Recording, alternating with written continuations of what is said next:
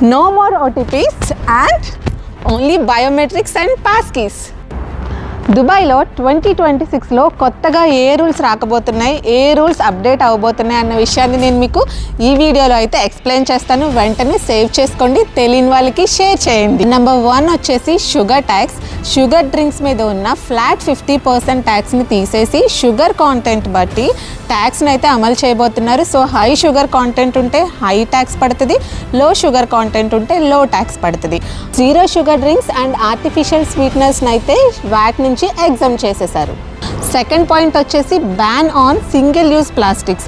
Plastic cups, plastic lids, cutlery ఏదైతే ఉన్నాయో వాటిని అన్నిటిని కంప్లీట్గా బ్యాన్ చేస్తున్నారు. దీనివల్ల దాని ప్రొడక్షన్, ఇంపోర్ట్ అండ్ సేల్స్ అనేవి డెఫినెట్గా ఇంపాక్ట్ అవుతాయి.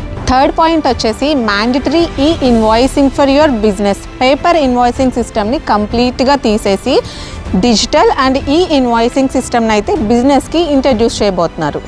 ఆన్లైన్ బ్యాంకింగ్ ట్రాన్సాక్షన్స్కి మనకి ఎస్ఎంఎస్స్ కానీ ఈమెయిల్స్కి కానీ ఓటీపీస్ అయితే రావు.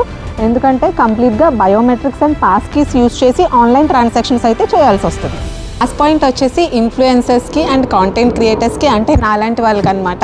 ఎవరైతే ఇంకా అడ్వర్టైజర్ పర్మిట్ అండ్ లైసెన్స్ లేకుండా మీ వీడియోస్ చేస్తున్నారో దయచేసి అడ్వర్టైజర్ పర్మిట్ అండ్ లైసెన్స్ తప్పకుండా తీసుకోండి. దీనికి Jan 31, 2026 అనేది లాస్ట్ డేట్. గైస్, ఇలాంటి విషయాల కోసం మీ UAE ఇన్ఫర్మేషన్ గైడ్ అయిన కల్పన నన్ను అయితే ఫాలో చేయడం మర్చిపోకండి.